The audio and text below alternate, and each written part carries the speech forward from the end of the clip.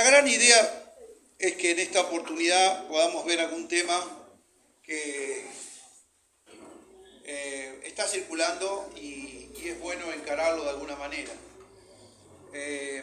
Igual quiero que están los apuntes, más o menos siguen los apuntes. Le he hecho algunos agregados, pero esta en realidad es casi la mitad del apunte más largo que después le vamos a completar. Pero acá lo achicamos un poco, así lo podemos tener. Yo lo llamé Yo Creo, porque cuando comenzamos a este tema, yo lo empecé a dar hace unos 20 y pico de años en el PFBIN, y después me tocó darlo en varios lugares, y después preparamos a pedido de los hermanos ancianos acá de Rosario, 10 años atrás más o menos, en una iglesia, Jorge Pluis, Federico, Paulie, yo, no me acuerdo quién más, se lo dimos a un grupo de hermanos de toda la zona, ¿no? Porque estaba causando problemas y entonces era bueno. Lo que comencé a definir mi creencia sobre este particular. Entonces el apunte mío lo llamé así porque así lo busco en mis archivos. Tengo un montón de archivos, los tengo bastante desorganizados, entonces no los encuentro. Ahora los he agrupado toda una carpeta, así que está bueno. Lo que sí, vamos a definir de qué vamos a estar hablando. En la cristiandad, aquí vemos dos palabritas, calvinismo, arminianismo, como dos sistemas de teología que cada uno a su manera intenta explicar la relación entre la voluntad de Dios y la voluntad del ser humano. A la voluntad de Dios se le llama la soberanía de Dios y a la voluntad humana de distintas maneras, pero me gustó más llamarlo como la responsabilidad humana. Arminio usó otra palabra en latín que se traduce libre albedrío, ¿no? Que es la palabra que él usó. Pero en realidad el problema nace después de la iglesia primitiva, pero cuando uno va al Antiguo Testamento, algo de eso ve, algo de discusión hay, especialmente en el libro de Lamentaciones. Puede ocurrir algo que Dios permitió. El profeta, el famoso profeta llorón, él escribe Jeremías y discute el tema de que Dios va a castigar a su pueblo, pero también la forma de la disciplina o el juicio que va a hacer a su pueblo parece muy severo para Jeremías. Entonces él comienza a dialogar con Dios. Y hay profetas que se hacen preguntas, como en el caso de Habacuc también, comienza a cuestionarle a Dios en el capítulo 1 de su profecía. Moisés también habla con Dios sobre ese tema, porque él dice que va a castigar al pueblo y lo va a destruir. Y de Moisés solo va a levantar a otro hombre, a otro pueblo. Y Moisés le dice, no, pero Señor, todo lo que has hecho, bla, bla. No es que Dios iba a hacer eso, estaba probando al profeta, no hay duda. Pero, en este caso Moisés, ¿no es cierto? Este tema se ve varias veces entonces en la Biblia, pero la iglesia primitiva no se cuestionó tanto eso. Cuando uno lee los escritos de la iglesia primitiva, por lo menos no encuentra estas discusiones. Tenemos que llegar al principio de la edad, en el siglo IV, 300 años y pico, ya casi el 400, cuando empezamos a descubrir ya algo más, un debate más grande.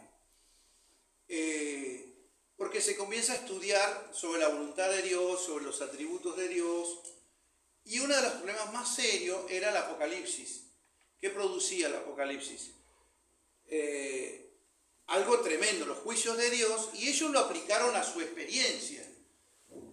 Nosotros, 2000 años después, tenemos la ventaja de la historia y podemos llegar a estudiar con otros abordajes el libro de Apocalipsis. Pero ellos veían el avance de la persecución, con Diocleciano especialmente, Y el libro de Apocalipsis fue un libro de consuelo para ellos. Fíjense, uno, ¿qué esperaría de Apocalipsis que te consuele? Bueno, ¿cuál era la lección de Apocalipsis? Dios tiene al final el control de todas las cosas. Pueden pasar cosas gravísimas, pero el final, la victoria, la detenta Dios.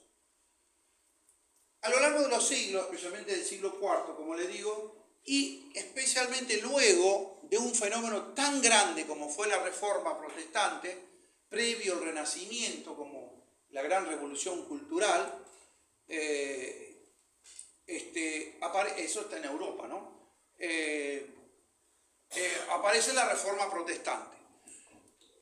Por supuesto se cuestionaron muchas cosas, especialmente el catolicismo con su visión fatalista. El catolicismo era muy fatalista.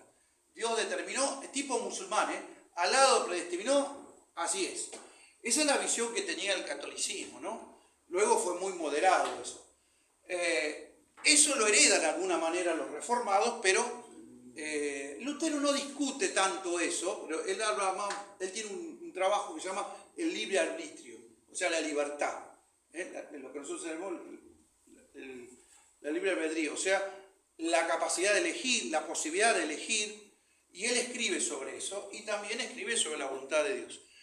Es Calvino quien más se introduce por una cuestión, recuerden que Calvino es cuando Lutero esclava las tesis y causa la revolución, que ya estaba en marcha.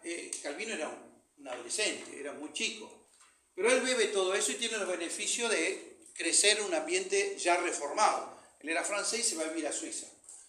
Estudia abogacía y eso le permite el análisis que él tuvo después. Ahora, él comienza a desarrollar eso y discute ese tema de la soberanía de Dios, porque él se ve con muchos problemas, pero lo deja ahí. Él no habla de las 5 posiciones que se habla hoy en día, que usted, ahora después le voy a contar qué es eso, de los 5 puntos del famoso calvinismo. Calvino no desarrolló 5 puntos. Calvino desarrolló un libro entero que se llama Institución de la Religión Cristiana, que tardó 30 años en escribirlo, ¿no? Cada año le iba agregando cada tanto, hizo varias ediciones, hasta lo que tenemos hoy. Y él muere inconcluso en algunas áreas.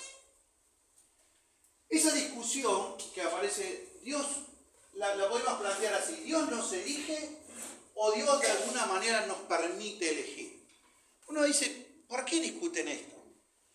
Porque claro, si hay uno grandote que toma decisiones y yo soy chiquito abajo tomando decisiones, la pregunta es, ¿puedo elegir o el grandote no me permite? Él elige por mí.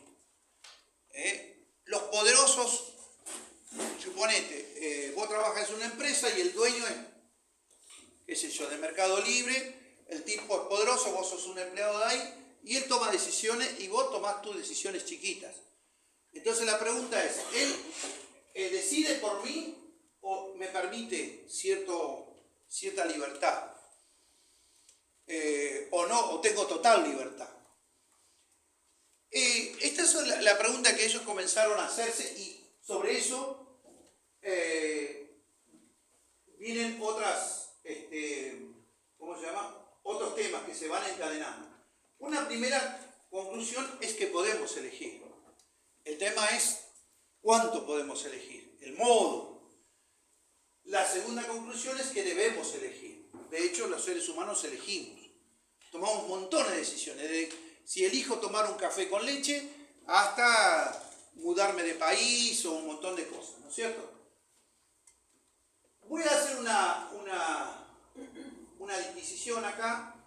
Se han hecho varias encuestas, ustedes saben que los norteamericanos hacen muchas, y hace poquito, bueno, yo cito la del 2011, pero hay una posterior, 2023, por ahí, donde se hace una encuesta de este tema que se estaba discutiendo en Estados Unidos. Ahora ya no se discute este tema, ya tienen otros temas. Sí, porque ellos viven así. Ahora, este tema de la discusión de la voluntad de Dios soberana y de la la libertad humana, queda reflejado en un libro que se llama La Confesión de Westminster, ¿no? Y eso queda allí. Es una respuesta que vino después del debate entre Arminio y Calvino. Arminio es un poco posterior a Calvino, ¿no? Ahí tienen las fechas. Y se produce lo que se llama el sínodo de Dort, es una reunión episcopal de los obispos y qué sé yo, y resuelven y dan toda una posición, Arminio es llamado a explicar, etc. Pero eso sucede ya en el siglo XVII, después sigue el debate, después se olvida el debate, desaparece, vuelve a aparecer, permanentemente va y viene.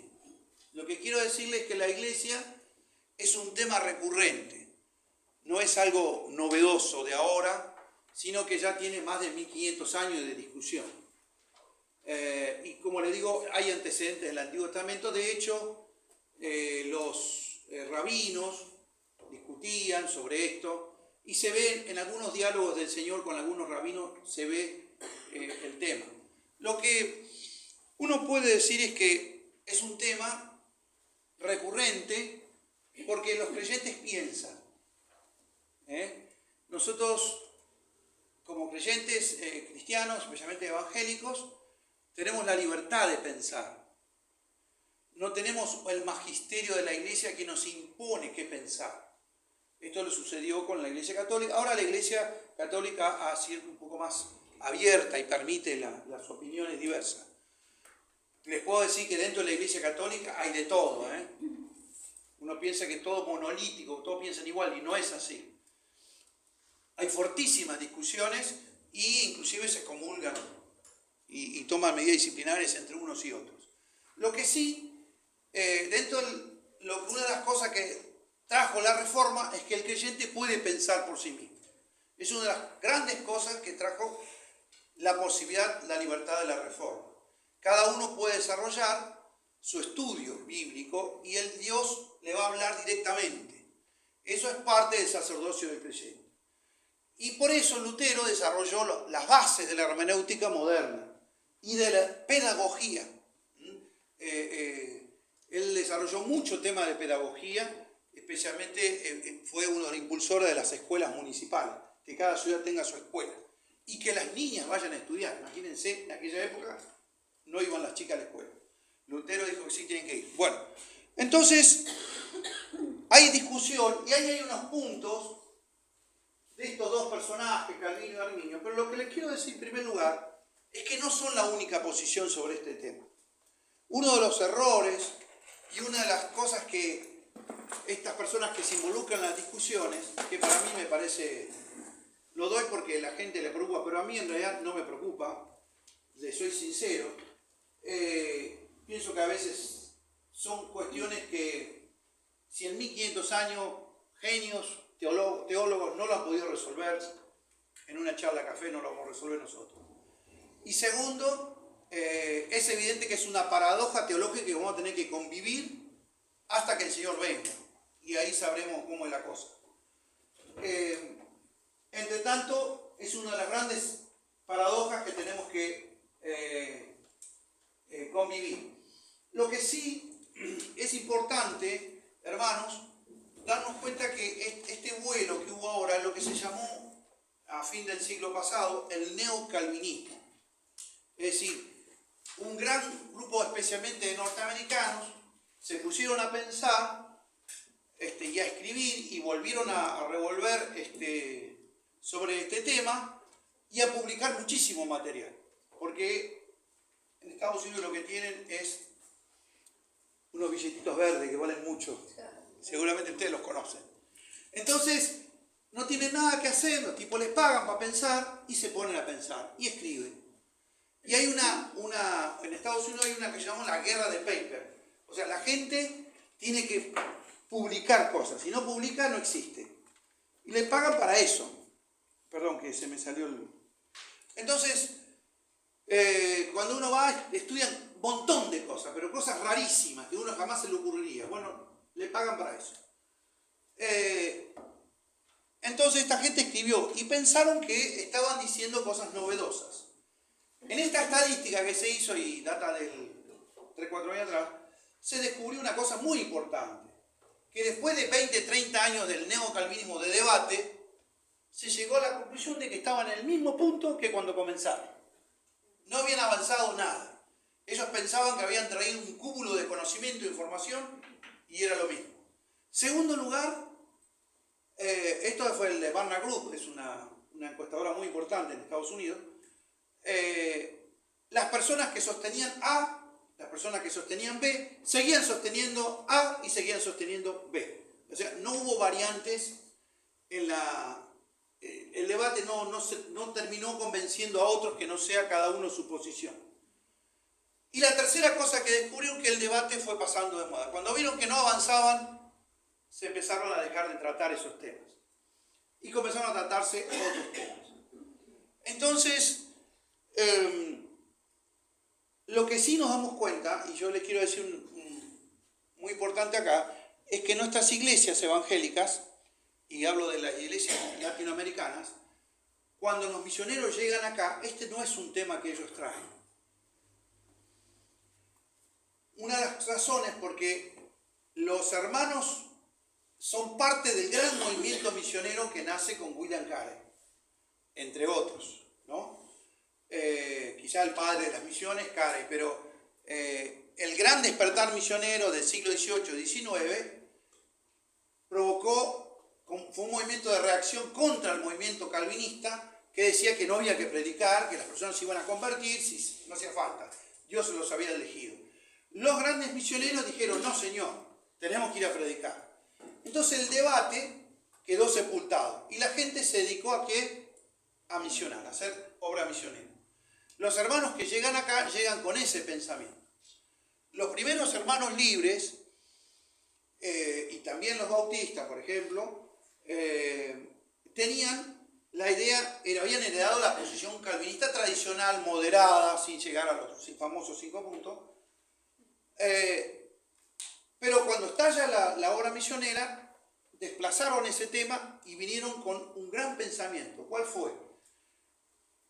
Cuando vinieron a predicar, predicaban, tienes que nacer de nuevo. Este es el gran tema. ¿Y de dónde sacaron ese lema? De uno que era arminiano. Wesley. Wesley fue el gran tema. Whitefield, que era el amigo de Wesley, no opinaba igual que él, un gran predicador también, pero estaban en veredas distintas. Pero Wesley, que era arminiano, predicaba esto, pero los hermanos que vinieron acá no se molestaron ni arminianos ni calvinistas.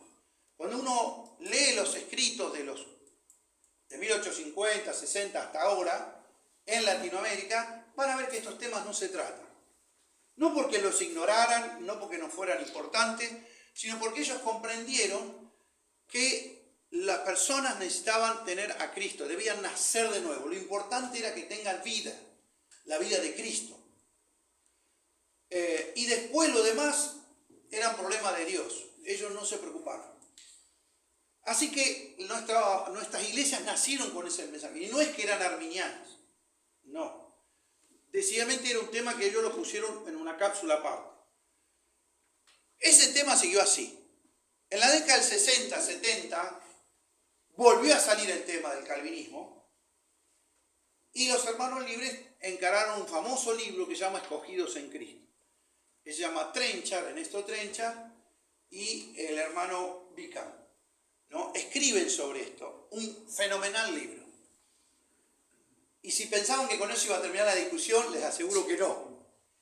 Pero ellos respetaban mucho a hombres como Martin Lloyd-Jones, que era muy calvinista, y otros como Schaffer, que es muy calvinista, y tenían una posición que ellos respetaban. Pero lo que nota es que era muy respetuoso. Y esto es una de las cosas que quiero decir. En este debate, y dale que se cae, en este debate, lamentablemente, fue un debate con muchos heridos. No fue un debate respetuoso, sereno, sino que fue a capa y espada, ¿no? Y lamentablemente, siempre a lo largo de la historia se han tomado posiciones belicosas y han sido en algunos casos, especialmente con el movimiento fundamentalista, el fundamentalismo del principio del siglo XX y el neocalvinismo, han sido, no solamente han confrontado a los hermanos, sino que se han herido mutuamente, se atacaron personalmente muchos de ellos. Y esto es lo que hizo que muchos se alejaran del debate y pensaran que no vale la pena. Porque la segunda cosa práctica es, ¿qué cosa práctica, qué consecuencia trae a mi vida? Si yo no sé si la voluntad de Dios, cómo actúa la voluntad de Dios, yo tengo que decidir por mí, eso la tengo clara, ¿no? Porque algunos tienen, especialmente las chicas, los muchachos que están eligiendo para casarse, a veces preguntan, ¿y si ya está resuelto mi casamiento en el cielo, yo con quién me voy a casar? Si ya, no sé si te pasó, Vanina, pero a todos les pasó que se preguntaban y nadie lo que se ríe. Antes de conocer al Señor nos casamos nosotros. El debate no, ya está, llegaron tarde al debate. Entonces, claro, los jóvenes de las iglesias, bueno, Vanina sí creció, y los chicos que están acá estaban con eso, ¿vieron? No, flaco o flaca, tenés que resolverlo vos, tenés que resolverlo. Dios tendrá sus planes, etcétera, etcétera. Pero uno tiene que hacerse camino en el andar. Bueno, hay una cosa, me olvidé decir el tema, cuando los bautistas al principio nacieron con la idea calvinista, los hermanos libres, con Darby y otros más, que son parte de ese movimiento de sanidad, porque nació dentro de un movimiento de sanidad, increíblemente, pertenecemos a un movimiento de sanidad, lo que tiene es que ellos al principio pensaron así, pero después vino un señor, un tal Mackintosh, que van a ver comentarios en español, y dijo, no, esto no es así. Y cambió toda la teología. Eso está escrito por un árbol, yo lo tengo, la historia, porque eso es un tema que tratamos allá por el 2015 en Chicago, se trató este tema, cuál es la posición de los hermanos sobre este tema, y me dio todo el escrito. Lo que es importante saber que estas discusiones hubo, y la sigue habiendo y la va a seguir habiendo. Por un lado es bueno porque ayuda a los creyentes a pensar. Cada generación tiene que discutir estos temas, pero sin herirse. Y saber que en realidad, yo como hace 40 años que estoy en la iglesia o más, qué sé yo, gateaba, para decir que no tengo tantos años, pero la cuestión es que tomé noción en la década del 70 que existía este problema y llegué a la conclusión, después de unos buenos años, de que no lo voy a resolver yo, ni lo más probable es que nadie lo resuelva. Vamos a tener que convivir con esto. Por lo tanto, hay que aprender a discutirlo, aprenderlo y dejarlo en su lugar. La segunda cosa que aprendí es cuál es la posición de las autoridades de mi iglesia y del grupo al que pertenezco. Bueno, si quiero seguir estando ahí, tengo que adherir a esa posición y punto. Y nadie se va a morir. Puede seguir viviendo tranquilamente. Lo que no tenés que seguir revolviendo, viste, la olla, porque va a terminar salpicando a todo el mundo. Ahora, yo les paso todo esto por delante, ustedes lo pueden leer tranquilo en su casa. La pregunta es, bueno, dicen, el calvinismo y el arminianismo, ¿quién está en lo correcto? Bueno, yo les puedo decir que no hay solamente dos posiciones. Una de las cosas que demostró esta Barna Group con su estadística fue que las distintas posiciones de un lado y del otro se fueron decantando en muchas posiciones. Dentro del calvinismo hay 4 o 5 posiciones, dentro del arminianismo también, fuera de esos dos grupos también. Entonces, ya la cosa es mucho más compleja. En realidad los famosos 5 puntos, quien habló de los 5 primeros de los puntos por primera vez no fue un evangélico, fue un católico. Un católico que al ver la discusión les dijo a ellos, esos son los 5 puntos de ustedes, y los definió. Y entonces a partir de ahí los evangélicos lo toman prestado ese modelo, esa estructura, y la siguen y la profundizaron y la ampliaron. Pero en realidad, fíjense lo que la historia de la vida fue un católico, que también está en las discusiones teológicas. Yo les quiero decir a los jóvenes que sepan que las grandes universidades del mundo, en Europa, en Corea del Sur, en Brasil, en Estados Unidos, Canadá, México, donde están los grandes seminarios evangélicos, no solamente participan evangélicos de distintas corrientes, protestantes, sino católicos en los debates. Ortodoxos ahora se han sumado. Y entonces cada uno aporta, qué sé yo. Pasa, a nuestro ambiente no, acá en Latinoamérica nos movemos más o menos todo el mismo reducto, no se mete en otro. Pero pasa. Pero nos permitimos algunas aclaraciones. Yo me permito algunas aclaraciones. Es uno de los temas más complejos y desconcertantes. Y se los leo tal cual, porque me parece que refleja bien. Una larga controversia y un debate amargo se ha venido sucediendo desde hace varios siglos sin resolver la cuestión de fondo. Por un lado nos encontramos con estudios exegéticos serios, análisis mesurados, intercambio respetuoso de opiniones. Eso por un lado.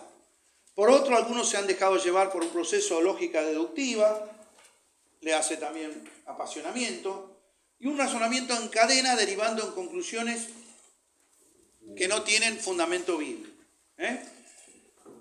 Bueno, desde Agustín para acá viene este debate. Este largo debate hay que entenderlo que como todos los debates en la Biblia, en el mundo evangélico, que tienen su base en la Biblia, no son inocuos. ¿Qué quiere decir? Tienen resultados, tienen efectos, consecuencias, secuelas, algunos resultados positivos, pocos en general, malos negativos, pero bueno está. La hermenéutica que se ha violado por distintos grupos es detenerse al texto.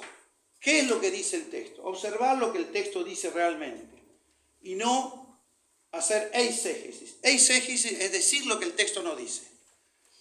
Considerar el contexto. Grave problema esto. Esto es muy típico cuando se van a posiciones muy extremas. No añadir a las escrituras, porque San Agustín lo dijo, porque fulano lo dijo, y entonces pasa a tener más fuerza que la escritura. No quite de las escrituras, otro tema. Se hace una falacia selectiva. Falacia es elijo los textos que me convienen. ¿Está? Comparar la escritura con las escrituras mismas. Este es un principio clave.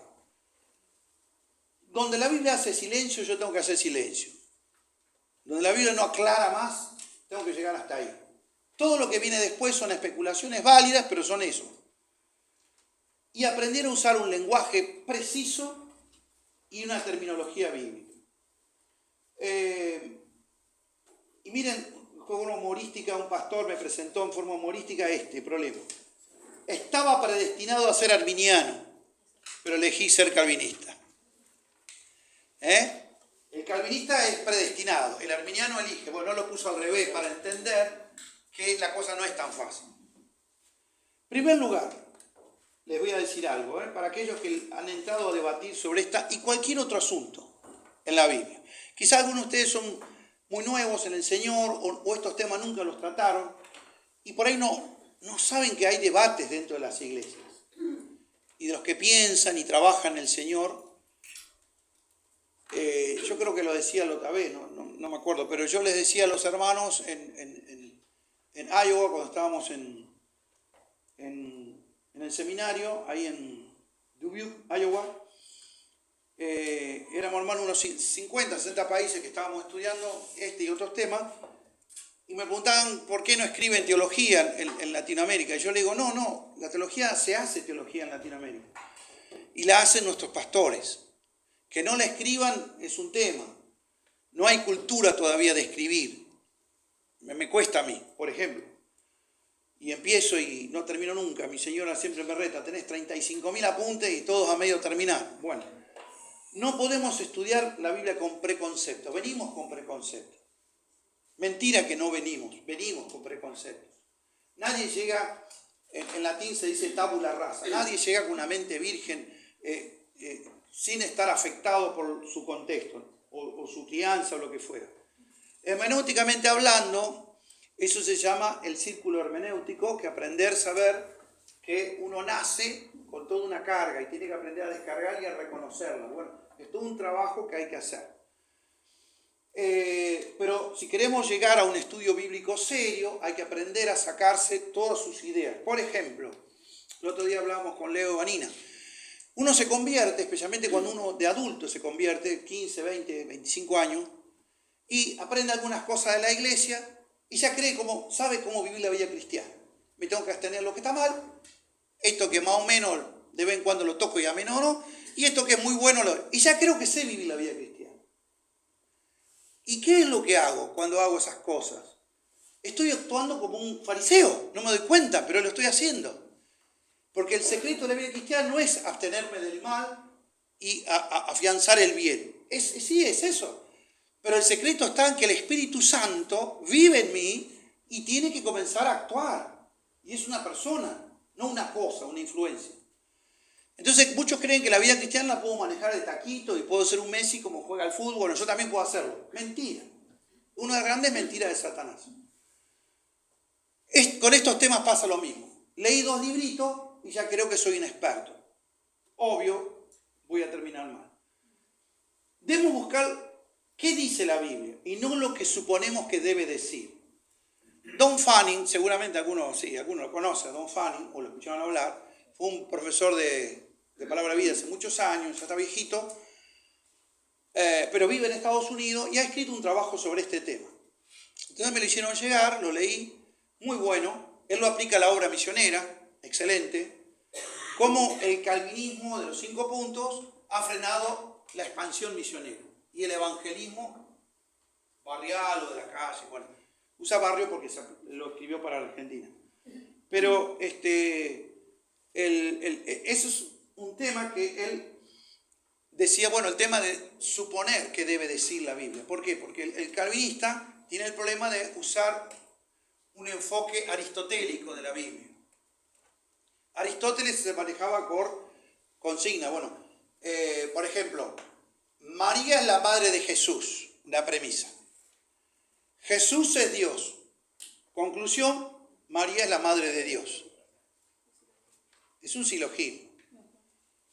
Uno dice, ¿está bien? Está bien. Pero ¿cuál es el problema ahí? ¿Vieron?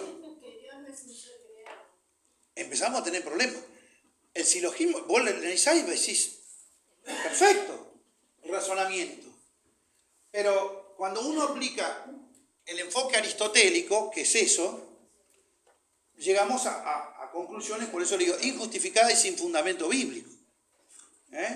Entonces, es uno de los problemas que ha habido con el debate en este caso. Se trabaja en torno a la Biblia, pero no se trabaja con la Biblia, o en este sentido. No se la deja hablar al texto. Es mayormente aplicable a aquellos que desean enmarcar la doctrina bíblica en un pensamiento filosófico. Le puse un ejemplo muy simple, pero pasó con Kierkegaard, con el existencialismo. Este teólogo holandés incluye toda la filosofía existencialista, la mete en la teología. Tiene cosas muy buenas, pero hay otras cosas que no. Bullman tiene otro trabajo, desmitologización. Bueno, en fin, varios trabajos así que han influenciado en la teología. Tenemos que tomar las enseñanzas bíblicas tal como aparecen, aunque nos parezca contradictorio o un aparente sinsentido. Nos puede parecer contradictorio. Era un tema que le pasaba a los judíos. ¿Se acuerdan los saduceos? Que le plantean al Señor, una mujer se casó 7 veces, cuando llega al cielo, ¿de quién será su marido? Era un enfoque aristotélico, muy común entre los judíos, porque ellos hacen toda la casuística, es terrible. Bueno, era una cosa de loco. Ahora, el Señor le dice, erráis ignorando las Escrituras. O sea, tenemos que ir a la Biblia. Y el poder de Dios. O sea, Dios puede solucionar esto, no hay duda. Yo no lo entiendo, es problema mío, no es problema de Dios. La Biblia no enseña el fatalismo, hoy practicado por los musulmanes, o por un buen grupo de ellos, que es la experiencia que dice, lo que será, será. Si dijo que va a ser así, no importa lo que hagas, va a ser así. Todos los eventos de cualquier tipo ya han sido predeterminados por Dios. Esta perspectiva a veces suele llamarse como predestinación. Y sostiene que ya sea que nuestras almas vayan al cielo o al infierno, ya está determinado antes de que naciéramos, independientemente de nuestras elecciones. Si vas a ser salvo o no. Está la predestinación y la doble predestinación. La predestinación dice, esta es una posición calvinista, que dice ya están señalados quiénes van a ser salvos. La doble predestinación dice quiénes van a ser salvos y quiénes van a ir al infierno. Están los dos. ¿Viste? No se me escapó ni uno. Tiene la lotería llena. Ahora, hay un problema muy serio, que es el que viene acá, que no sé, ustedes lo tienen apunte, pero no sé si se alcanza a leer. No podemos aplicar categorías humanas a Dios, tanto sea de pensamiento, sentimiento, como acción. Por ejemplo, la otra vez las chicas que estaban ancladas preguntaron si Dios tiene un plan A, plan B, plan C, Z, X, qué sé yo. Pensar que Dios tuvo diferentes planes para su creación es aplicar categorías humanas. ¿Cómo hago yo? Jeremías, el tipo se va a ir de vacaciones, hace un plan, ¿no? Sacate al Quinicea y 3 palos verdes. Llévanos también con vos. Bueno, ¿cuál es el tema? El tipo hace un plan, lo piensa, se sienta con la mujer, no le dice nada, le voy a llevar sorpresa, va y después lo ejecuta. Y después analiza los resultados. Eso hacemos todos nosotros. Esa es la forma en que nosotros vivimos como criaturas. Dios no hace eso. Dios no tiene que hacer esa. No es que hay una etapa que Él planea, otra etapa que Él ejecuta, otra etapa... No, eso es un problema nuestro. Un perrito no hace eso. No, que nosotros sepamos, ¿no? Capaz que cuando lleguemos al cielo nos enteramos que el tipo sí. Pero la cuestión es que nosotros aplicamos categorías humanas, o sea, formas de proceder humano, ya sea pensamiento, sentimiento o acciones, a Dios. Y eso no es así. Eso es terrible aplicar eso, porque lo estamos bajando a Dios, en vez de nosotros entender que Él se mueve en otra dimensión. Para Él no hay limitación. Por ejemplo, Dios tiene libertad absoluta. Nada lo detiene. Si Él hubiera querido, podría haber inventado 10.000 mundos, 10.000 tierras. Tiene infinitos recursos. No como nosotros, que nunca nos llegamos a fin de mes para el peso. Tenemos limitados recursos. Y tiene ilimitadas opciones. Hoy lo puede usar a ella, lo puede usar a él, a quien quiera. Nosotros no. Nosotros usamos lo que tenemos. Dios es diferente, ¿eh? En cambio el ser humano tiene una libertad circunstancial, la llamé yo. Le iba a llamar relativa, pero no es una palabra muy apropiada. ¿Qué decir? Nosotros podemos elegir dentro de un cierto contexto. Yo no puedo elegir cualquier cosa en mi vida. ¿Es cierto o no? Eso lo planteó el Señor. ¿Alguien puede hacer más alta su estatura? ¿Un codo? No.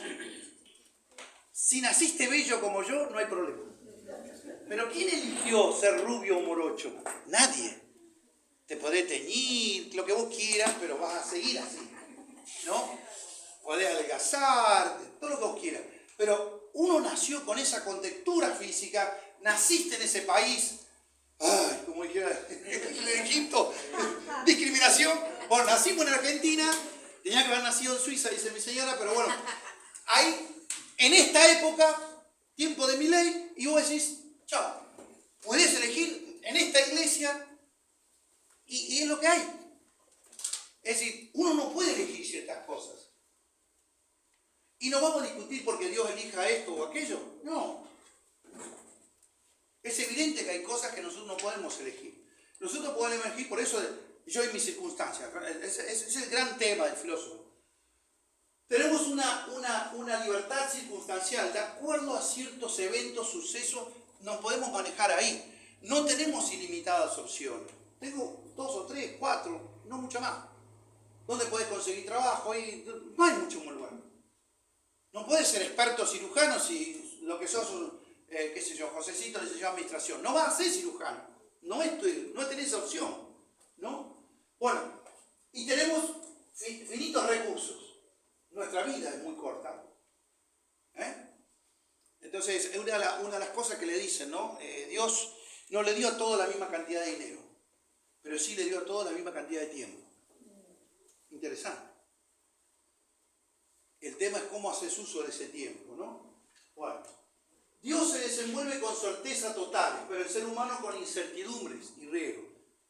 ¿Qué te va a deparar el mañana? No sabemos. Si Dios quiere, le dice en Santiago, tenés que confiar en el Señor para el día de mañana. Hoy Dios no tiene ese problema. Tiene el conocimiento absoluto de lo que fue, de lo que es y lo que será. Y de lo que pudo haber sido si hubiera hecho esto o aquello. Yo no. Si Argentina hubiera metido el gol, este muchacho en el último momento a España, ¿qué hubiera sido? No sabemos. Pero no podemos hacer eso. Dios sí sabe. ¿Qué pasa si?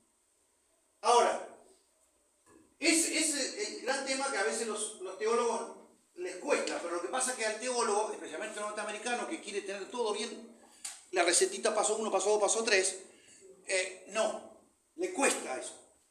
Y la comunidad universitaria, académica, del mundo secular, te pide que no puedes dejar cosas abiertas. Tenés que llegar a conclusiones. Esto pasa en esos ambientes. Por ejemplo, John Lennox escribe sobre eso. Sí. Ah, sí. Sí. ¿Se entiende? No se escuchó. No se escuchó. No, por eso te digo que pregunté porque me parecía que no escucharon. Sí, repetilo. No, que por un lado exigen eso, las cosas que nada quede abierto, pero por otro lado exigen un espíritu crítico, que vos cuestiones y que des explicaciones y que debatas y que, bueno, que no se cierra fácilmente la cosa. No. Tenemos que aprender, y me gustó el trabajo de Trent Charibika, porque en el capítulo 7 al final, él dice, cuando es uno de los capítulos más importantes, el 7-8 de su libro, hasta acá llegamos, dice. No, es muy honesto un tipo que escriba eso en un libro. Vos decís, che, pero yo espero que el tipo me dé la respuesta, me gasté unos buenos mangos. Bueno, no, el tipo dice, hasta acá llegamos. Todo lo demás es especulación. Y puede estar bien o puede estar mal. Ya con la escritura llegamos acá. Dios es un ser perfecto e infinito en todo sentido. Nosotros tenemos dos problemas. Uno, que somos seres limitados. Nuestra capacidad de pensar está limitada por nuestra capacidad craneal, por nuestro cráneo. Hasta acá pensamos. Si nuestro cerebro fuera más grande, tendríamos más capacidad. Por eso las películas a los marcianos se les hace con cabezones, porque tienen mayor capacidad de pensamiento, se supone, tienen mayor masa encefálica. Pero los seres limitados, y somos el segundo problema, pecadores. O sea, tenemos limitación, porque nuestro cerebro no puede procesar tanto, y segundo, el pecado nos obnubila, nos impide ver cosas como Dios las puede ver con la tranquilidad con que Él las puede ver. Por lo tanto, hay cosas que no vamos a poder comprender. Una de las grandes cosas que se puede hacer hoy, con el avance de la tecnología, se puede procesar grandes masas de información y se puede tener mayores datos, pero eso no significa que se van resolviendo problemas. Hay muchas cosas que quedan sin resolver, montones. Yo tengo un libro sobre ese tema, que todo lo que la ciencia, ahora queda un poquito viejito porque ya tiene unos 20 años, pero más o menos en 2006, 2008, por ahí, Editorial Gránica, el avance de la ciencia hasta ese momento. ¿Cuántas cosas faltaban descubrir a ese momento? Posiblemente hoy hay muchas más. Pero a medida que conocemos más, aparecen más misterios. Bueno, debemos aprender que la Biblia utiliza figuras para enseñar verdades espirituales. Hay una limitación muy grande que es el lenguaje. Esto está tratado por Gadamer, por ejemplo, un tipo especialista en este tema, y dedicó gran parte al tema de la hermenéutica, y él habla ¿cómo se llama? ¿Cómo se llama? Del imperio de la palabra, que la palabra no solamente es vehículo, sino que también el contenido. Yo cuando lo estudié me costó leerlo varias veces, y digo, bueno, es un tipo difícil, pero está bueno. Cuando nos enseña sobre la situación del ser humano caído en el pecado, dice que está muerto. ¿La Biblia dice que estamos muertos en el pecado? ¿Sí o no? Sí. ¿Qué más más dice? Pero no es lo único que dice. El pecado a veces lo asemeja a una enfermedad. El Señor dijo, los enfermos tienen necesidad de médico, no los sanos. Y hablando de pecadores, del pecado. Después dice que está perdido. ¿Se acuerdan? No solamente el hijo pródigo, la moneda perdida, la oveja. Es decir, el pecador es visto como una persona perdida. ¿Qué más? Es esclavo y tiene que ser redimido, rescatado. Otra figura del pecado. Está sucio, tiene que ser limpiado. ¿Qué más dice? Está desnudo, tiene que ser vestido. Eso es lo que experimentó Adán y Eva ahí en el Edén. Está alejado de Dios. Estamos hechos distantes. Dios nos hace cercanos. Etcétera, etcétera, ¿no? Estas son figuras para que podamos entender acerca de lo que es ser pecador. Podríamos mostrar muchas más. Yo esta es la que se me ocurrió el otro día. Pero el gran problema es hacer de una de esas figuras la clave y explique todas las demás. No. Posiblemente algunas representan mejor la realidad. Muerto, cuando dicen en Efesios, dice que estamos muertos. ¿No? Dicen, es muerto, entonces no puede ejercer ningún tipo de acto que le permita obtener la salvación. Muerto no significa inerte. No que lo toco como un cadáver y el tipo no responde. Yo creía eso durante años porque leí un libro de Spurgeon que explicaba eso y dije, uy, qué buenísimo, ¿viste? Y lo enseñé en la escuela dominical hace años ya. Y después me di cuenta que era un error. Mi querida Spurgeon tuvo este problema. No es inerte, no es algo que el tipo no reacciona a ningún estímulo. No, de hecho, las personas reaccionan al estímulo y piensan sobre este tema, ¿no? Está más descarnada esta situación es con la carta de Leo Messi. Ya no te veré nunca más, no puedo hablar más con el Padre. Es decir, una realidad tremenda de que algo pasó. Él no está. El viejo se fue. Entonces, eso nos muestra de la situación de que somos seres limitados, sujetos, etcétera, etcétera. Debemos aprender esto. Ahora, esta realidad del muerto significa que está como entre el papá y el hijo, entre Jorge y están separados. Muerte no es inerte, es separado. En la Biblia esa es una definición. Por eso le digo, tenemos que usar lenguaje preciso y terminología bíblica. Si yo voy a buscar en el diccionario de la Real Academia Española lo que significa muerte, no va a ser lo que significa el uso que le da la Biblia. Tengo que ir a un diccionario teológico. ¿Está claro? Por eso hay que estudiar la Biblia con... Además, un muerto no tiene voluntad. Un muerto no puede decidir. Un muerto no puede aceptar. Si está muerto, no hay salvación. Bajo ningún punto de vista. Sí, entiendo. Pero en la Biblia es separado. Claro, sí, sí. Separado. La otra teoría. Sí, la otra teoría. Sí. La otra teoría. Es más, si está muerto, lo que pasa es que la Biblia figura esto. Hay que cortar acá. Pensé que venía a decir eso. No, Ya estamos. Ya ves. Ya. No, yo pensé que lo mandaban. Estamos separados. Lo mandaban de la cocina.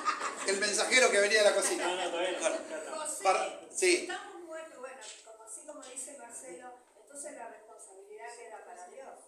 Porque Claro. nosotros estamos en una situación donde no podemos hacer nada. ¿Se entiende? Hay un librito que se llama Yo Robot, en la década del 70. Se escribió, era dirigido de aventura para adolescentes. Yo lo leí y me acuerdo perfectamente el dilema de este hombre que escribe ahí. Él planteaba el tema del ser humano que viajaba a otros mundos, viajaba en el espacio, qué sé yo, y tenía su robot. Entonces discutía que el robot podía seguir viviendo y él iba a morir, y el robot iba a seguir, pero no estaba viviendo, era una máquina, la máquina seguía funcionando. Lo que pasa es que el robot tenía, no sé si era un húngaro, un checoslovaco, algo así el autor, pero planteaba el dilema de la que la máquina sigue. No sé si ustedes escucharon hablar de las células ELA. Bueno, ELA es la sigla del nombre de una mujer. Henrietta Lacks. H-E-L-A. Henrietta Lacks muere de un cáncer agresivo en 1951, octubre de 1951, en el prestigioso hospital Johns Hopkins. Estados Unidos, ¿no? Creo que trabajó ahí Nelson Castro. Ahora, ella muere en la sala de los negros, sin la atención que le daban a los blancos. En esa época todavía estamos en la segregación racial.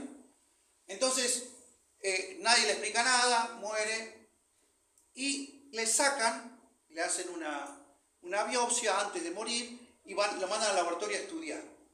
¿Cuál es el tema? Es que de esa época hasta el día de hoy, el tumor siguió avanzando y se siguió cultivando en laboratorios. Lo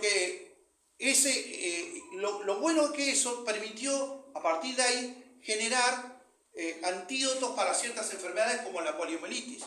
De ahí sacaron eso. Y también para muchos tipos de cáncer. Entonces lo cultivan mucho en laboratorio en todo el mundo. Y entonces a partir de ahí hacen vacunas y qué sé yo. O sea, ella sigue viviendo, Henrietta Lacks, a través de este cultivo que sigue haciéndose, por lo menos una parte de su cuerpo.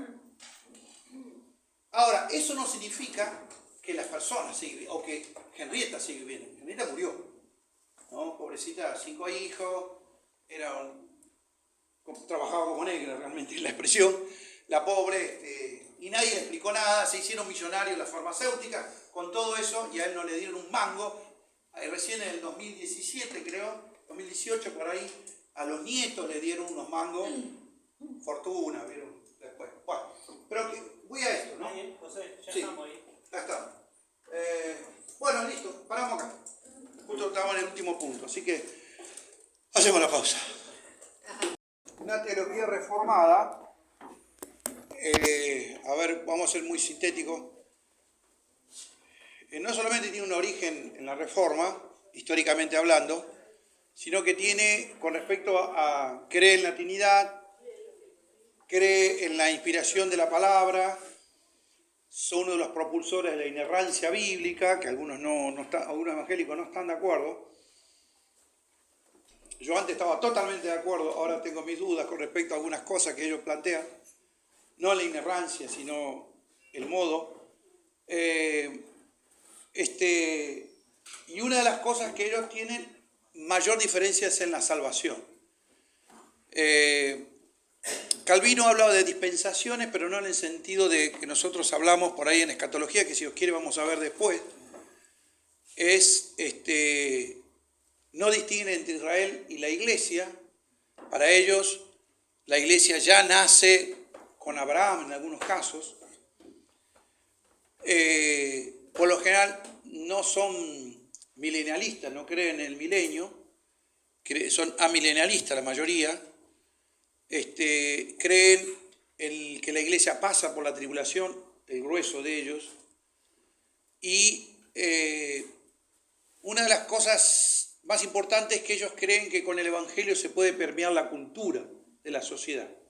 Eso está escrito en el libro de Miguel Núñez, cuando él habla de es posible cambiar una nación con el evangelio. Se puede influenciar, pero cambiar una nación es imposible. El pecado no se puede cambiar. Eso está bien claro en Estados Unidos, donde se supone que eso es el mayor ejemplo que saca Núñez. Casi todos los ejemplos de ese libro son sacados de Estados Unidos, ¿no? Pero mientras escribían eso, la segregación racial sigue hasta el día de hoy. A mí me lo han hecho sentir. Yo soy morochito, como se han dado cuenta. Me tosté cuando nací. Pasé de largo, Víctor, en la tostadora. Y te lo hacen sentir, ¿no? Y la verdad es que, y estamos hablando entre creyentes, ¿no?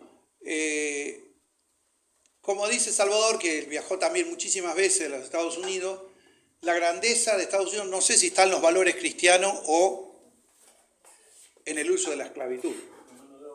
La mano de obra. En última instancia, yo he estudiado economía y estudié administración de empresas y esta famosa ley de contrato de trabajo, bueno, un montón de cosas, y siempre llegué a la conclusión de que en definitiva es la mano de obra la variable de ajuste. Si no, váyanse a lo que usamos, la marca de las 3 tiras acá que tiene este chico Beltrame, Lucas, bien digo, ¿no? Sí. Está hecha la mayoría en Pakistán, Afganistán, por chicos que le pagan un par de dátiles y ahí funciona, ¿no? La verdad es esa. La variable de ajuste. Así que una de las cosas, los reformados tienen cosas muy buenas, hay hermanos muy nobles, hay iglesias muy sanas dentro de los reformados, pero reformado no es solamente la iglesia reformada, es una teología que puede adherir inclusive personas que no son de las iglesias reformadas. Por ejemplo, algunos presbiterianos, evangélicos. Hay que separar, aunque Canclini no lo separaba, yo creo que sí, se lo comenté a él en vida, aunque él ya había escrito su libro y no le importaba mi opinión, porque ¿quién sos vos? Pero bueno, entre evangélico y protestante. Él lo hizo por un concepto, yo entiendo por qué lo hizo, pero digamos, para el mundo secular no distingue entre evangélico y protestante. Nosotros sí. El protestante son las iglesias históricas nacidas de la Reforma, dentro de eso la iglesia reformada y la teología reformada. Léase presbiterianos, calvinistas, luteranos, y la iglesia reformada, cualquiera de las que hay dando vueltas, porque generalmente son iglesias nacionales, tienen una organización nacional. Las iglesias evangélicas no siguen una estructura de ese tipo y por lo general son independientes, ¿no? Y nacen con un enfoque evidentemente misionero y evangelístico, el que tenemos nosotros acá o los hermanos de estas iglesias que estamos acá presentes, tenemos un enfoque evangelístico. Y eso hace una enorme diferencia. Los reformados en general no tienen un enfoque. Hay una cosa que debemos tener, hermano, con respecto a esto. Una de las cosas que... A ver, ¿dónde arrancaba este tema? Bueno, hay una de las cosas que tenemos, no solamente con este tema, tenemos dificultad para entenderlo. La actividad de Dios. ¿Qué hacía Dios cuando no existían los mundos? ¿A qué se dedicaba? Jugaba al backgammon, era feliz. Nosotros le amenizamos un poco la vida. Claro, esa es la pregunta que se hace, ¿no? Entonces discute. El tema es que Dios no tiene ese problema lo planteamos nosotros. Acuérdense que no tenemos que aplicar categorías humanas a Dios. Entonces, ¿qué hacía Dios? Y hablan de la eternidad pasada. La eternidad es eternidad, no hay ni pasado, ni presente, ni futuro. Es eterno. Es ausencia de tiempo, no hay tiempo. Entonces, no tiene esa dificultad. Dios siempre estuvo activo. Entonces, la concepción que tiene Dios del tiempo, no es, nosotros tenemos un tiempo lineal, y le enseñamos bien a los chicos, deje de tiempo, le decimos a los chicos, ¿no? Y decimos, para allá está el pasado, no sé, siempre está a la izquierda el pasado, el día de los zurdos, está el presente en el medio, y hacia la derecha está el futuro. Esta es nuestra concepción de tiempo. Pero Dios no es así. Me gusta porque Samuel lo presenta bien claro, Él es el alfa y la omega, entonces él pensaba, digo, ¿cómo dibujar el tiempo? Entonces él se dio cuenta que el tiempo, lo sacó de un tipo, ahora no me acuerdo el nombre, pero Rice creo que era, allá por a mediados del siglo XIX, brillante libro, lo que él escribe, que el tiempo es circular, ¿no? Entonces cada punto está equidistante del centro, y está a mano del centro. Entonces, el tiempo es así. La tangente, ¿se acuerdan los que fueron a estudiar en la escuela primaria hace siglos atrás? Estaba el círculo y la recta que toca en un solo punto a la circunferencia se llama tangente, porque toca en ese punto. Bueno, ese puntito es nuestra historia, es la historia de la humanidad. ¿Está? Pueden ser millones de años, no sé, discutiremos otro día si son millones o miles, no interesa ahora. Pero si son millones, es ese punto nada más. Miren qué grande es la eternidad. Dios se mueve en ese círculo donde para Él siempre todo es presente. Para Él todo ocurre en el mismo tiempo. Nosotros vemos por etapas. Para nosotros nos es difícil entender esto. Nosotros podemos manejar de dos cosas a la vez. Yo la veo a mi hija con la nena que se le cae, le tira la cosa, después el otro nena acá está a los manotazos a los tres hijos. ¿No? Bueno, nosotros hacemos eso, pero Dios no tiene ese problema. Nosotros lo manejamos así. Ahora, el problema decirlo así, ¿qué hacía Dios? Esa es la cosa que se plantea. Bueno, Dios estaba pensando los mundos que iba a crear y en un momento se topó con mi figura, apareció José Martel y cada uno de nosotros. Y no es así. Esa es nuestra percepción. ¿Está claro? Ahora, en esa eternidad pasada, los teólogos discuten, por ejemplo, los famosos decretos de Dios. Hay un libro brillante de Warfield sobre ese tema, el orden de los decretos. Es decir, él llegó a escribir, un tipo brillante, que yo lo respeto mucho y me hubiera gustado conocerlo y escucharlo, el orden en que Dios hizo la cosa en la eternidad pasada. ¡Wow! Llegar a decir eso es un fenómeno. Bueno, los teólogos se han escrito toneladas de libros sobre ese tema. Y hablan de los decretos de Dios.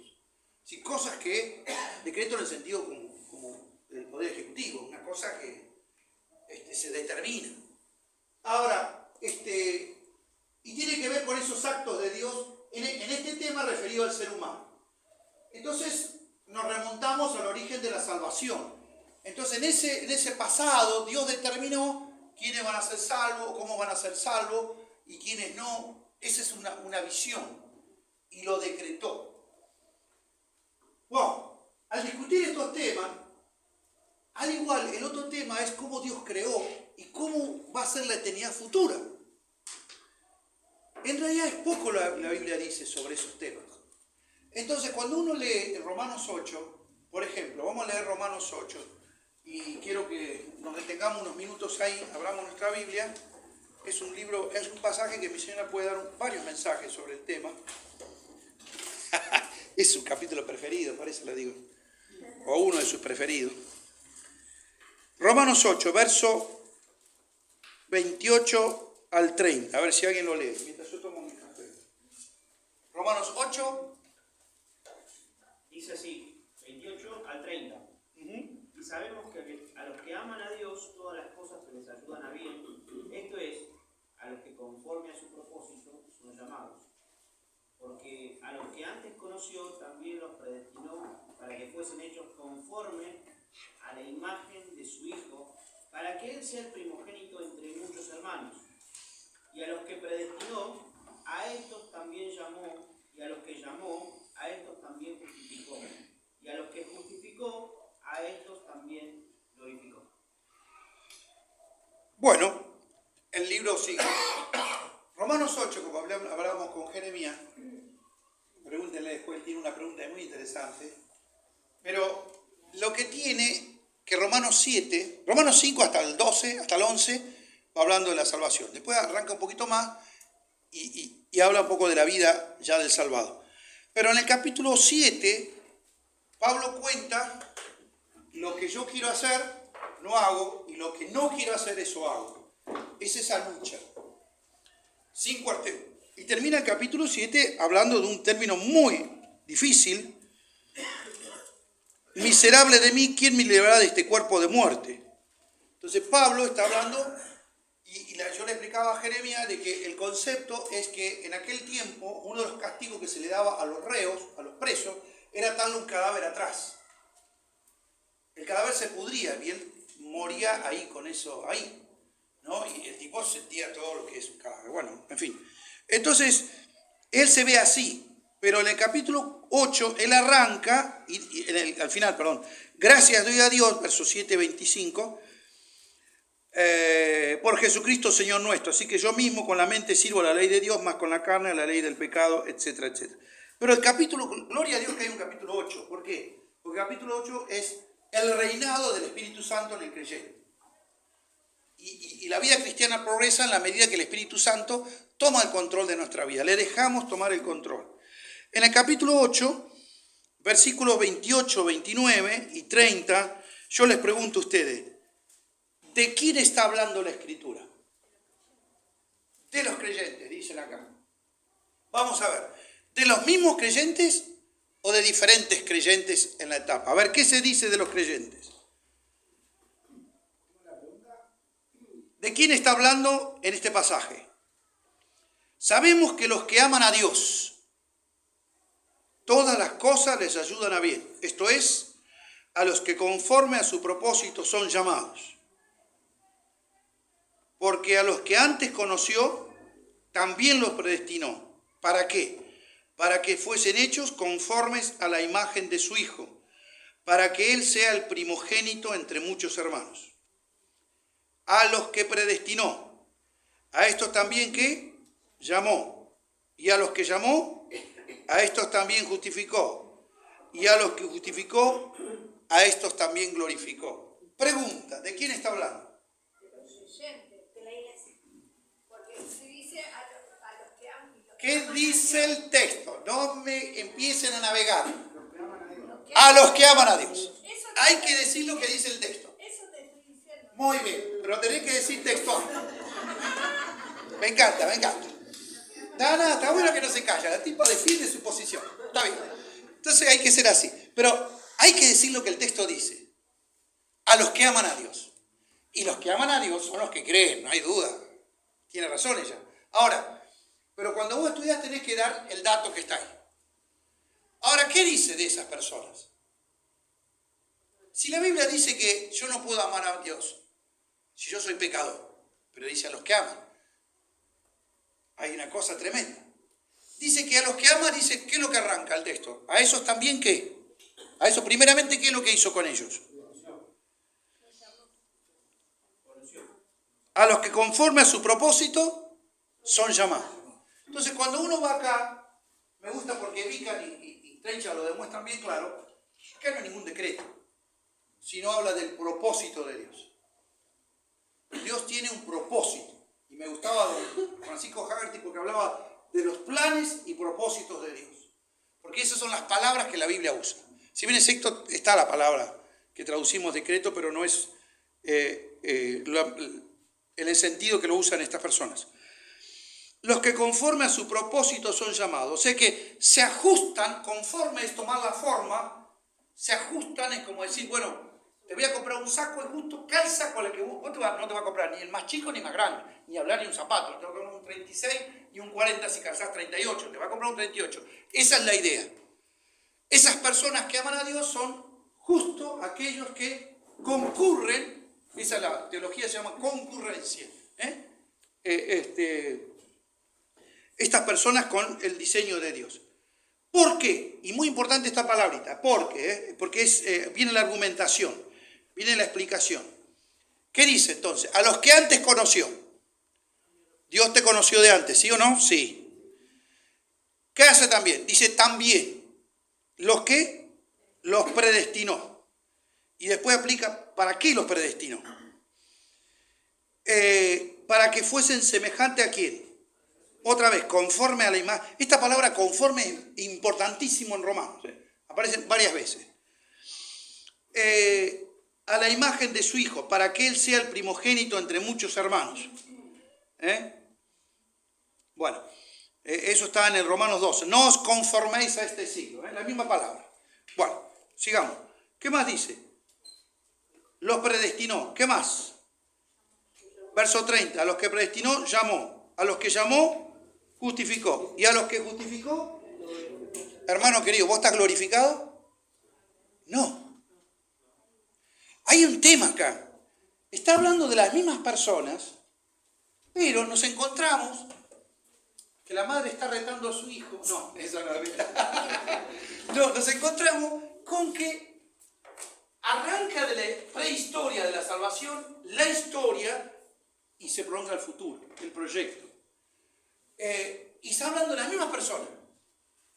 Yo me preocupo a veces cuando estudiaba este texto, lo leí 20.000 veces y un montón nos quedamos horas y horas hablando con el querido Leo Pérez, tipo muy agudo, tiene mucho fósforo acá arriba.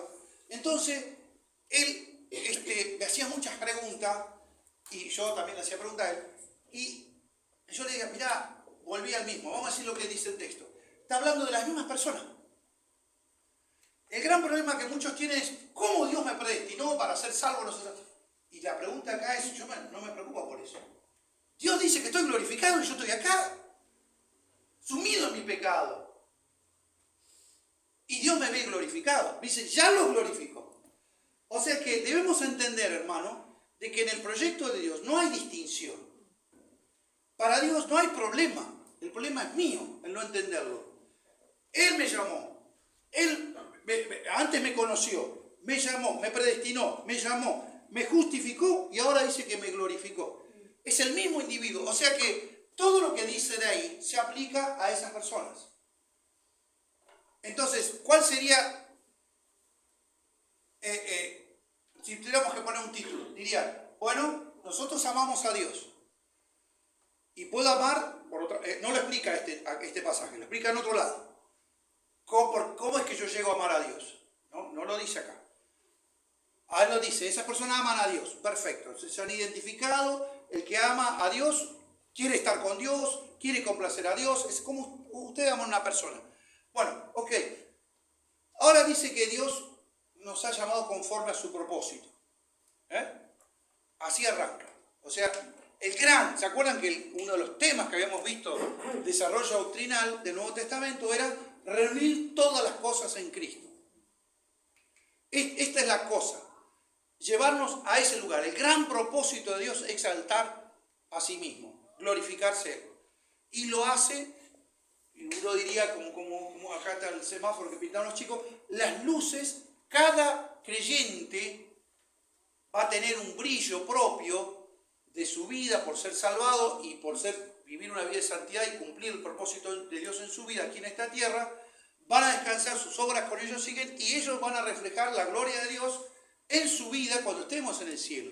Y no todos brillaremos igual, lamentablemente. Algunos brillarán como un faro tremendo y yo seré una lamparita chiquita, porque mi vida no ha sido gran cosa. Pero entonces, ¿qué pasa? Ese es eso. Ese es el gran propósito de Dios. Eso está explicado en Efesios. Ahora, por eso la escritura hay que comparar escritura con escritura. Pero dice, no, los que aman a Dios son anteconocidos, preconocidos por Dios, son predestinados por Dios, son llamados por Dios, son justificados por Dios y son glorificados. Todas esas cosas suceden con los creyentes. ¿De quién depende? ¿Del creyente? No, depende de Dios. Ahora, la dificultad que nosotros tenemos es centrarnos en un aspecto. Y el gran problema es centrarnos en el aspecto, ¿cuáles son los dos temas acá que más provoca problemas? El preconocimiento, la predestinación y la glorificación, porque sale fuera de nuestra experiencia, fuera de nuestra dimensión, de nuestra historia. Entonces nos cuesta, primero porque el texto no nos dice mucho, y segundo, aunque lo dice, nos cuesta adentrarnos. Y tercero, porque la mayoría de las iglesias no se habla de este tema.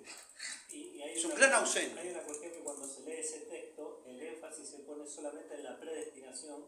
Claro. Y no en el comienzo del texto de los que aman a Dios, porque hubo una conversión anterior a eso. Y bueno, y ahí está el libre albedrío, la elección, donde la persona recibe a Cristo. En el plan de Dios es sabido que Dios sabe quién va a ser salvo. No hay duda que... Claro. Entonces, claro, para arreglar el tema, porque si yo hablo del decreto, si ya conoció, ya quedó fijo que ese va a ser salvo sí o sí, porque yo sabía que se iba a ser salvo. Entonces se decreta. Porque hay un llamado, si ya está decretado. Claro, entonces... Por la responsabilidad humana. Perdón, ¿qué decía? Claro que hay un llamado al que el hombre puede o no responder porque está bien, hay soberanía de Dios, pero también responsabilidad humana. Ya nos mezcló más. Las cartas la complicó Así bien. está mi cabeza. No, pero está bueno, porque es el siguiente paso de la complicación. A lo que me refiero es porque le llaman decretos, hay un llamado. Sí. Y pone la palabra llamado dentro de todo lo Claro, que entonces el reformador dice, hay un llamado general y un llamado eficaz. ¿Dónde está la Biblia? No está esa palabra, esa concepción. Ahora, que no esté no significa que no esté el concepto. Son dos cosas distintas. Perfecto. Sí. Está levantando la mano la diputada. Senadora. A lo que dijo acá la hermana, que yo estaba viendo en el versículo 5, que dice, a los que viven conforme a la carne, fijan la mente en los deseos de la carne y papá. Bueno, ahí está, de parte de nuestra, esa voluntad, ¿no? Y Dios viendo esa parte, es ahí cuando nos predestina, cuando nosotros también somos capaces de morir a la carne. Sí. Cuando decidimos morir a la carne. ¿Vos decís que en ese momento lo predestina? No, a ver, o entendí mal. Y yo creo que viendo esa cuestión, porque predestinados creo que estamos todos a la salvación, pero no todos estamos dispuestos a morir a la carne. Ah, bueno, eso es otra cosa, sí, estoy de acuerdo. Ellos usan otra palabra que es la perseverancia de los santos. Es otro concepto. Entonces, cada vez que surgía un problema, un concepto nuevo. Y entonces van corriendo a buscar un texto que te respalde. La teología se hace al revés. Es cómo surge de la Biblia. Y si yo no lo entiendo, es un problema mío. Entonces, por eso yo creo, porque me puse a leer, yo saco el texto. Y yo sé que hay cosas que un teólogo mucho más preparado puede decirme, José, acá hay una incoherencia, una inconsistencia. Pero es como me surge el texto. Seguramente dentro de 5 años te lo voy a poder explicar un poquito mejor. Voy a encontrar respuesta a tu objeción. Pero me sale del texto. Y entonces digo lo que el texto dice. Si es inconsistente, bueno, tengo que aceptar la paradoja. Como me dice Jorge Prim, me dice, mira, yo creo, me decía él, hablando de este tema, me dice que Dios elige, escoge a cada uno. Pero eso está en Efesios. Pero después, cada persona también decide, responde al llamado. ¿Cómo se resuelve eso? Y no lo sé. Me dice, yo no lo sé. Bueno, en la otra clase seguimos. Pero, no, porque después voy a explicar cómo me ayudó a mí a estudiar algo de administración de empresas. Está bueno lo que decía Chiqui, porque acá es como que él está hablando, está diciendo que da por cierto de que aquellos que aman a Dios pueden disfrutar o están dentro de estos beneficios. O sea, pero aquellos que decidieron, porque decir, bueno, aquellos que decidieron no amarlo o rechazarlo, también ahí le está dando la oportunidad a ellos. O sea, no es que decir, bueno, a los que le dio a toda la oportunidad, pero estos beneficios son aquellos que dijeron, bueno, yo decido sí amarlo. Y ahí está tomando una elección, está tomando una Fíjense, elección. se entiende, porque el texto arranca las personas que aman. Y uno, como bien decía este hermano Larry Christensen, uno decide amar. El amar no es simplemente un sentimiento, me viene la ola, paso, y el amor a primera vista, pasa la chica, el tipo corre atrás. No es solamente eso. Uno decide amar, pero decide amar a la manera de Dios, que eso es distinto. Yo amo a mi manera, a la que viene según mi naturaleza humana. Tengo el enamoramiento sensual o sexual, pero Dios nos enseña el otro, no solamente el eros o el fileo o el storge, sino el ágape, que es amar a la manera de Dios. Y uno tiene que aprender a amar así, como Dios ama. Ahora, esas personas, está hablando de ese amor, no está hablando del otro amor. Está hablando de los que aman a Dios. Y sí, es difícil amar a alguien que no veo. Es uno de los temas de 1 Juan. José, Sí. te pregunto, viste que vos hablabas acerca de la última parte donde ahí en Romanos dice que glorificó. Estoy pensando que es como una cadena, ¿no es cierto? Que no tiene su culminación en eso, pero pensando en más adelante dice que nosotros esperamos la redención de nuestro cuerpo. Sí. O sea, es como que Pablo lo ve en un eterno presente en la mente de Dios, como que eso, si bien no está decretado, pero está establecido por Dios sus propósitos eternos. Pero lo peor es que Efesios te dice que estamos en los lugares celestiales con Cristo. Y yo estoy acá, flaco. Y Dios me ve allá. Claro. ¿No? En la mente de Dios, Jimmy Swaggart tiene un mensaje que yo no me olvido nunca, que habló, hay un sitio en el cielo que tiene tu nombre. Y está verdad, está bueno, porque es así. Hay un lugar en el cielo que tiene mi nombre y lo voy a ocupar solamente yo, o cada creyente lo va a ocupar. Entonces, lo que vos planteás es ese tema de glorificó. Y está bueno porque nosotros aprendemos que la salvación no es solamente un acto, el momento que yo me entrego a Cristo, sino también un proceso. Eso lo descubrimos nosotros porque nos damos cuenta. Pero cuando leemos este pasaje vemos como si fuera un proceso. Pero lo maravilloso del texto es que nos dice que no es para Dios, no es un proceso.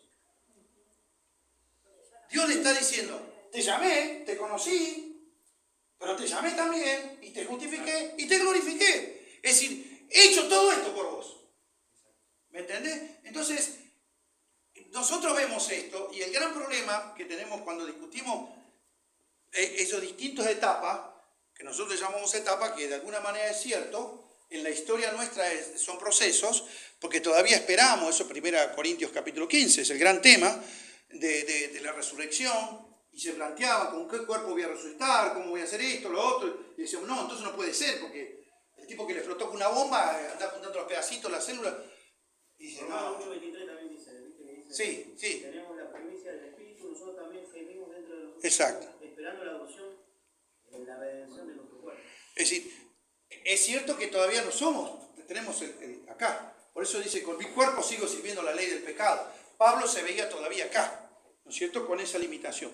Pero bueno, lo interesante que hay que ver acá en este texto es que nos abre una puerta que debemos darnos cuenta que no debemos ser torpe en este sentido, sino confesar lo que el texto dice. Y si eso para mí me trae dificultades y no puedo responder todo, bueno, o aparentes contradicciones, queda tranquilo que en algún momento se va a aclarar. Eso se llama, yo le decía que luego estudié administración y me ayudaba a entender esto. Nosotros nos manejamos, le voy a poner ahora porque es muy común, ustedes van a ver por televisión que discuten la microeconomía y la macroeconomía, ¿no? Entonces, decimos, andamos muy bien a nivel macro, andamos muy mal a nivel micro, y no tenemos ni bu, ni micro, nada, no tenemos nada. Bueno, la cuestión es, la macroeconomía tiene que ver los grandes agregados de la economía, ¿no es cierto? La micro tiene que ver con la realidad casi individual, o de las pequeñas empresas, o de las empresas, no de las pequeñas, de las empresas. Entonces, vos te especializás en las dos porque es muy difícil dominar las dos, pero podés hacerlo. Ahora, lo que tiene, cuando uno trabaja en una escala micro, hay cosas que no las puedo resolver. Cuando paso a la escala siguiente, la macro, ahí se resuelven y se acomodan las cosas.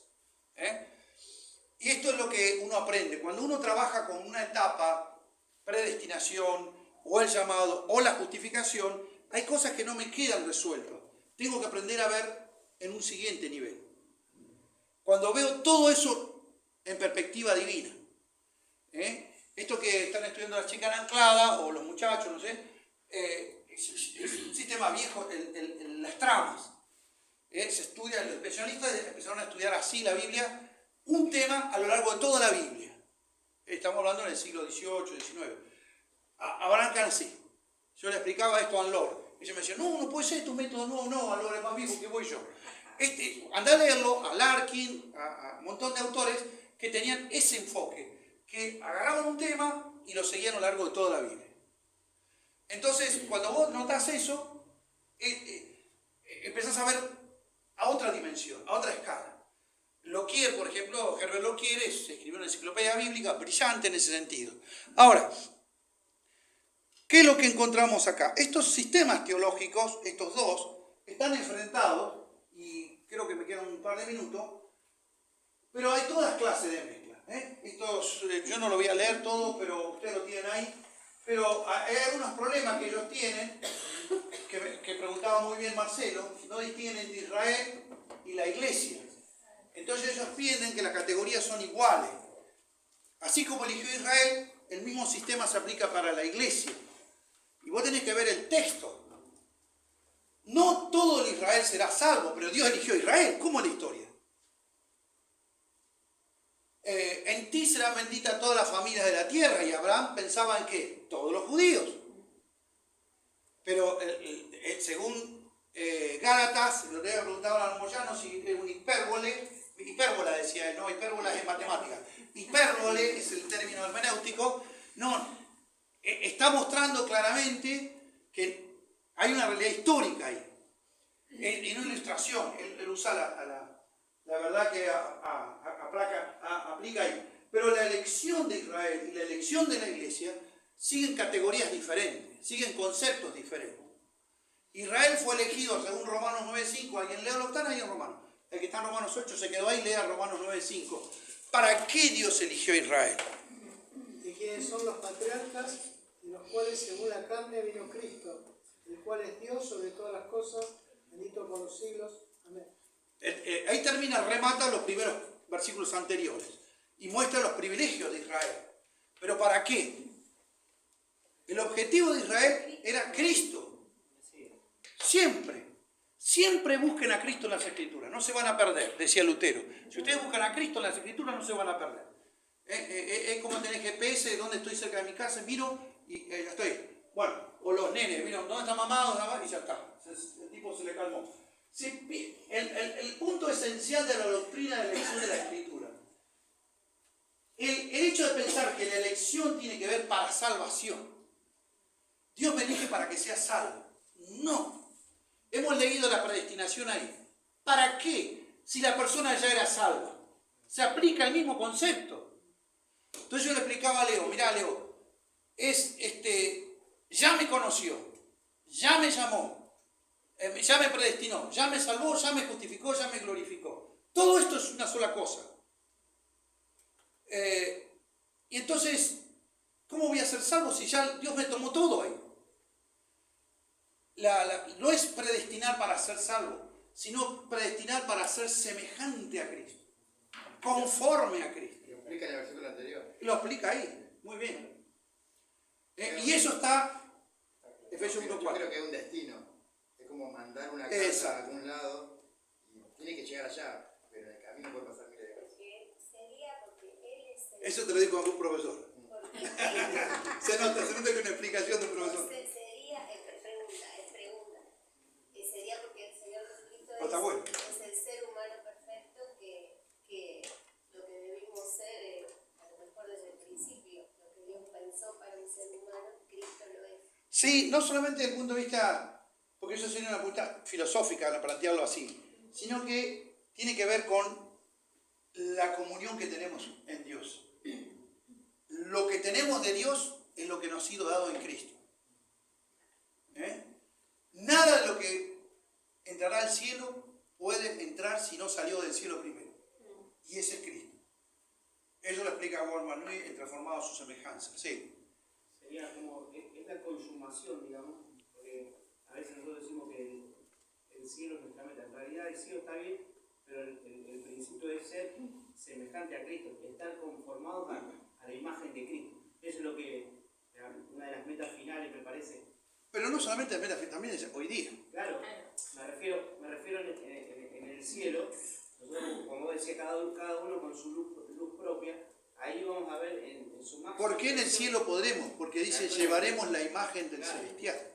Porque allí no habrá impedimento ni limitación del pecado principalmente. Y la muerte ya no será más, que es el enemigo postrero que será derrotado. Tenemos que aprender a pensar en términos bíblicos, ¿no? Nosotros por ahí aplicamos categorías, y está bien que usemos ejemplos, pero usemos los conceptos, ¿no? Después voy a buscar el libro ese que hablábamos con los chicos de... Bueno, ya me voy a acordar. Lo que tenemos que ver es esto. Tiene que ver exclusivamente con la elección de los santos para las bendiciones celestiales. La pregunta es, ¿nuestra teología se deriva de la Escritura o es creatividad hermenéutica? Este es uno de los temas clave de un grupo y otro. A mí es un tema que me preocupa, pero por un lado no le veo... Entrar a discutir qué es lo que Dios hizo y cómo lo hizo en la eternidad. Está bueno, me ayuda a entender la grandeza de Dios y la pequeñez mía. Pero no pasa de ahí, hermano. Yo tengo una misión acá en la tierra, que es evangelizar, que es llevar la imagen de Cristo hoy en día, ser santo en toda mi manera de vivir. Y yo veo que hay creyentes que están discutiendo estos temas, estos y otros temas más, de la escatología, si será o no. ¿Cómo está tu vida, hermano? ¿No? Me contaban un ejemplo los otros días de creyentes que estaban discutiendo en un instituto bíblico, pero su vida es que era una vida, no sé, un desastre desde el punto de vista espiritual. Entonces, ahí está el punto. Está bueno que discutamos, pero uno tiene que empezar a mirarse a sí mismo si mi teología baja mi vida y me permite avanzar en lo que yo voy a obedecer, en lo que entiendo. Es muy difícil que obedezca en lo que no entiendo, es cierto, pero la Biblia me pide ese ejercicio de fe. Si yo no lo entiendo, pero sé que es así, tengo que confiar. no entendía nada Moisés, pero le dijo, hacé así que el agua se va a dividir. Y así pasó. Es un acto de fe. Yo hay cosas que tenía, paramos acá nomás porque ya es tarde, pero se termina la batería, está bueno. Pero cuando era jovencito estudiaba los cursos Emaús por cartas, ¿se acuerdan? Ay, mandaba la cartita, tenía que esperar que vuelva. Iba al correo, qué sé yo. Bueno, la cuestión es que, como te dijo un profesor, a mí este hermano, Norman Hamilton, que era el profesor mío, un gigante,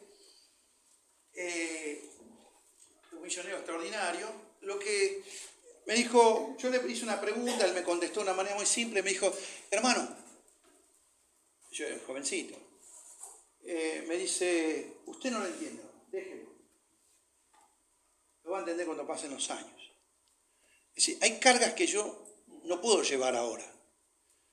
No se le puede explicar a un niño sobre la realidad del ser y el no ser, ¿viste? Shakespeare, que yo. No la puede llevar. Entonces, para cada etapa tengo ciertos conocimientos y ciertas cosas. Pero después, lo mismo pasa con la palabra de Dios. Él me dijo, lo que entiendes eso, que es la voluntad de Dios, hacer. Punto, no se discute. Es lo que Dios te va a decir cuando llegue al cielo. No te va a preguntar, ¿entendiste? ¿Dominás todos los teólogos que están en este tema? Dios no le preocupa, se mata de risa. Yo imagino a Dios mirando las discusiones nuestras. Debe ser un show. Pero bueno, les agradezco mucho la paciencia que han tenido conmigo. Y lo poco que le pude explicar, hermano. Pero entiendo de que podemos tratar esto. No vamos a dedicar mucho tiempo más, pero vamos a dedicar un par de jueves, si el Señor permite. No, termino con el 28. Que No. Yo terminé.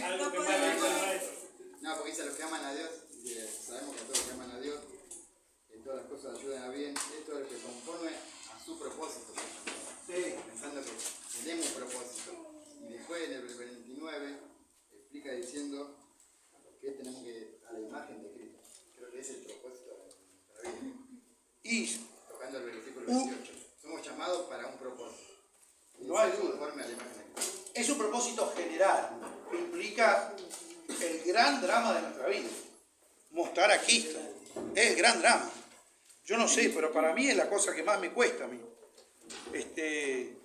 Todo lo demás está bueno, pero bueno.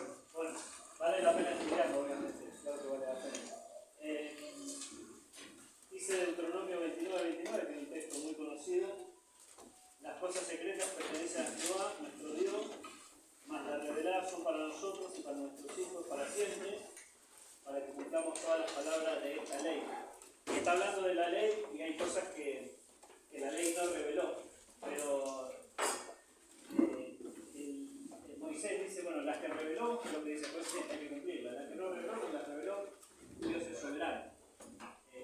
Está bueno que evaluemos, que analicemos, y también me gustó lo que planteó al final, al principio, es ¿qué piensa la iglesia donde te congregas? ¿Cuál es el perfil que tiene la iglesia donde te congregas? A veces nos ha pasado con Marcelo de que quieren venir a cambiarnos la doctrina. Literalmente, a cambiarnos la doctrina. Es decir, tenemos una declaración de fe, tenemos un pacto de membresía y nosotros creemos esto. ¿Qué es lo que creemos? Creemos esto. Con respecto al arrebatamiento, a la segunda venida, con respecto al calvinismo, tenemos nuestra postura. Y eso es importante que lo estudiemos para decir, bueno, ¿dónde estoy yo congregándome? ¿Y qué piensan los pastores? En este caso hay dos iglesias representadas. Y sujetarnos a eso. Y si no te gusta, que Dios te ayude. O tres iglesias acá. Claro, no, pero hermano, provisionalmente uno tiene que tomar eso. Si después el día de mañana vos estudiás y descubrís que tus pastores estaban equivocados, qué sé yo, bueno, andá a la tumba y decirle, Rubén, te equivocaste. Pero ya está. Ahora, pero no hay que hacer un despiole, iba a usar otra palabra, pero bueno, no hay que hacer un lío. No hay que dividir iglesia. Por este tema se divide en iglesia. Una cosa es loco. Yo no lo entiendo, ¿no? Pero bueno, Bien. Evitemos discusiones vanas y sin provecho, porque hay muchas cosas importantes en tu vida y en mi vida que requieren más atención que esto. Esto es estudio bíblico, es enriquecimiento. Y está bueno que lo hagamos, pero no es verdad que tenemos otras necesidades que son más importantes. Entonces dejemos que Dios trabaje en eso y adquiramos conocimiento, porque es bueno tenerlo también. Marcel, ¿querés terminar hablando? ¿Puede ser?